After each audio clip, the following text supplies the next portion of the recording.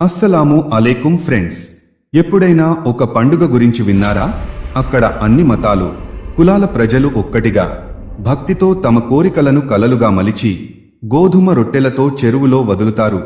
అదే నెల్లూరులోని బారా షహీద్ దర్గాలో జరిగే రొట్టెల పండుగ. ఈ అద్భుత కథ ఏమిటో తెలుసుకోవాలనుందా? రండి, ఈ వీడియోలో ఆ హృదయాన్ని ఆకర్షించే ఆచారాన్ని కలిసి చూద్దాం.